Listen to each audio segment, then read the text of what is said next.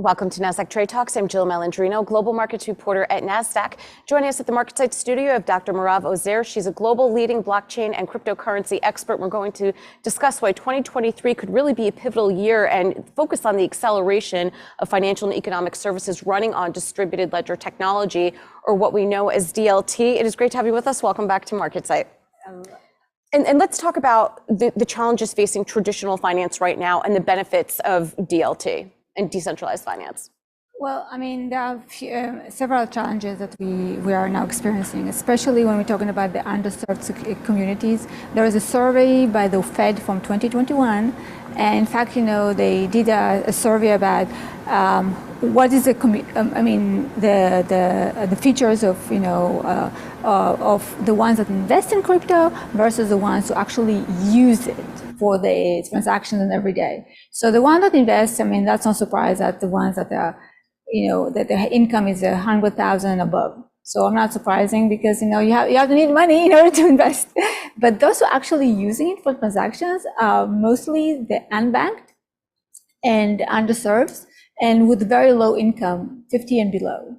So you can understand that the benefits of that, because if you need it, in order to have a bank account, so you need to go, sometimes, your credit history is probably not fitting in order for you to get a credit and get a bank account, or you're living in a very rural community, or you have some kind of background that is not allowing you to. So it's kind of counterintuitive that the ones that really need a bank account and need the loan, need the services, don't get them.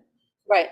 And that's a problem with what we have now with traditional services that we have now. And even the survey that the Fed is basically underscoring that this part of benefits, which is what I always mention, that blockchain can democratize society, and that's exactly part of it. There are other issues when we're talking about like transactions, like what we do in Nasdaq, for example, settlement of transactions that can be, now it takes I think +1 or +2, depending. Now they're trying there are discussions on how to reduce it. But you have intermediaries, you have the broker, and that goes in. And we heard about all the saga, if you remember back, I don't know, what was it, like almost 2 years ago or a year and a half ago, with Robinhood and GameStop and all this, what happened back then, which has to do part of that. And with this type of technology, all this, you don't need intermediaries, everything is 24/7. And every transaction is instantaneous, and because there are no intermediaries, it's basically low cost to almost no cost at all. So there are benefits in terms of transactions, but also in terms of the services it can provide for those who really need it. Right. So it's accessibility. I mean, you could talk about that in the traditional finance end, even in small and mid-sized businesses, extending credit because they're able to track what's happening on this ledger more so than traditional credit tracking. Exactly. What are some of the risks associated with DeFi? Well, nothing comes. We have to be mindful that everything has, that still technology is very immature, so there are risks. One of the risks is the technology risk, because at the end of the day, this is a software. It's a code, and code could have bugs, could have loopholes in the code, and it's not necessarily intentional. But we have heard about the fiasco. There was a bug, and then that caused, the loss of funds of millions of dollars for those who have invested, interacted with that. But I believe that at some point, I'm advocating for that, and I'm also talking with the Ethereum Foundation and other foundations, in order to create some kind of auditing mechanism. So these codes, these applications will not be launched without any audit. So not everyone can launch whatever they want, because we have to think about the consequences. So that's something that we have to think about. And I believe that as we mature and people will think more about that, and people are listening to me right now a little bit about this, creating this audit mechanism, maybe some kind of an association. So that's one part of it. The other one is liquidity. And we all know that this is a very, very liquid market. I mean, it's no comparison what you have with services, because it's immature, compared to what we have in a traditional system. So liquidity issues, so therefore every change in the buy and sell, will move it hundreds of percentage. And just because there's not much going on, it's like, the penny stocks that you observe, it's kind of like, if I try to find like the equivalent. So think about like a penny stock, every little change is like, moving it 1,000%. This is what we see with the meme coins, right? The meme coins, right? We see that, suddenly, it moves like, I don't know, 6,000%.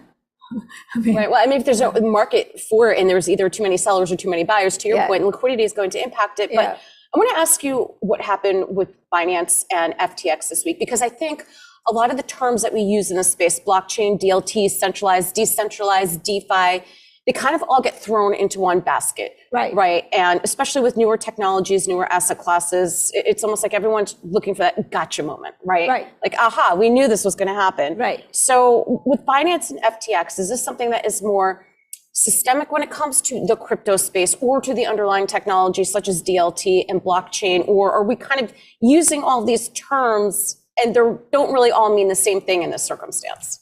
Okay, so let me put things in the right context and in the right place. So first of all, Binance and FTX has nothing to do with DeFi and blockchain per se, the technology itself.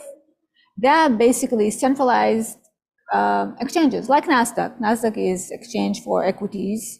And you can think about Binance. Binance also have a decentralized exchange, but that's not the Binance that we are referring to in this scenario. And FTX also, and Coinbase and Kraken and the Gemini and all of those exchanges that we know, there are crypto exchanges that are centralized, very much like the Nasdaq or the New York Stock Exchange that we know. Right. But instead of equities, or other services or options that we have in CBOE, we have that for crypto. So, but they're not regulated. Right. So that's the main difference. They kind of doing the same like what Nasdaq is doing, but Nasdaq is regulated. There are rules. They cannot do certain things. There's consumer protection and investor protections, which they don't have. And especially if it's something like Binance, which is completely out of the reach of the US. And in fact, in order not to fall into all the requirements of the SEC, they in fact don't let US residents to trade on Binance, just because of those reasons, because they don't want to fall into all this, strict regulations. Now, FTX tried to be a little bit semi-regulated, but they got, I guess, I don't know, the story is, I don't know all the details, and probably there are many things that they don't even reveal, that they got into all kinds of, risky transactions or the structure was not in place, and they got in trouble. And the interesting part is that the FTT, which is the token that FTX exchange has, the majority of it, a big portion of it, basically Binance bought it. I mean, at the beginning, they hold that, they invested in that, I guess, when they issued it in the beginning. So they're already a huge stakeholder.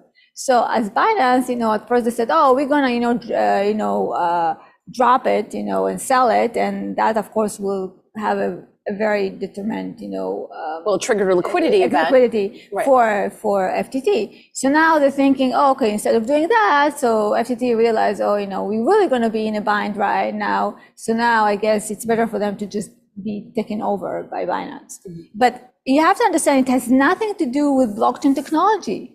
I mean, I want people to don't equate that, you see, blockchain technology is bad. Blockchain technology cannot do anything good because look what's happening right now. These are two separate things. It's like, when people are asking me about Bitcoin, so there's Bitcoin, the technology, the blockchain, that's talking about peer-to-peer payment system that I talked about, and there's Bitcoin that is traded on the exchange. These are two separate things. Right. It's like, if you have, let's say, Apple, which is traded on Nasdaq, right? And you're trying to equate, the price of Apple that's traded on Nasdaq to what Apple is doing in terms of the products, to the iPhone that they're producing, and say, you see, price of Apple is going down. So the phone sucks. So sorry for my language. Right. No, I mean, that's a good point that you make. And I think it's important to make that distinction that just because cryptocurrency is associated with the underlying technology doesn't mean that that's the only practical application that blockchain offers. And we're seeing it being dispersed across just about every industry. Right. So with that said, why do you think 2023 could potentially mark the acceleration of this transformation to banking and financial services on DLT? Because I can see that, first of all, you have the regulators who are really trying to, getting involved and trying to find, the right regulation for that. We have the Biden executive order, as you know, and we'll see what the implications are going to come with. We see the EU Commission is talking about that. We see the global organizations around the globe are talking about it. So in terms of regulations, we can see that we're going to understand more of how it is going to be regulated, which is important.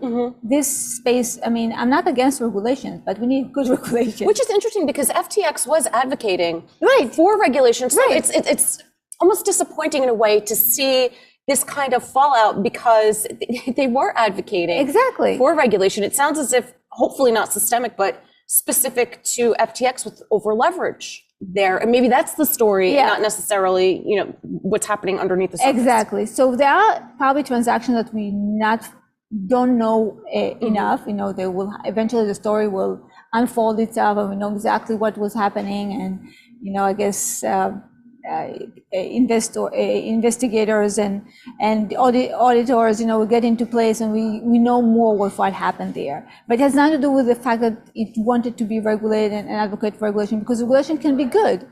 But I guess, because it is unregulated, they were able to do all this leverage that, let's say, Nasdaq cannot do. Right? Or New York Stock Exchange cannot do. So they could do all kinds of things because they're not regulated. But if they were, I think that all the things that, caused this would not have happened.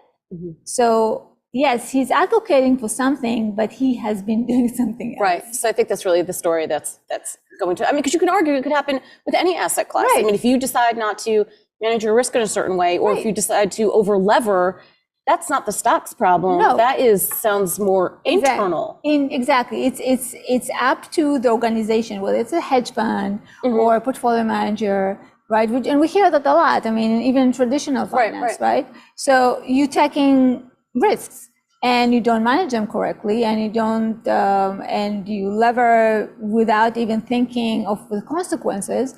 And we've seen Celsius collapse and Voyager and Three Arrows. They all had this kind of problems, and they all, and we know what the story is, how they ended up. And FTX, I just, full disclosure, I've been investigating, this space, and I saw that there was a lot of connections of FTX to all of those names that I just mentioned. So we're transacting and interacting with all those who have collapsed. So it could be a contagious risk that has happened here. Right. Yeah. Well, it'll be interesting to see how this plays out for sure. Appreciate the insight as always, Merav. Thanks for joining us on Trade My Talks. pleasure. I'm Jill Malandrino, Global Markets Reporter at Nasdaq.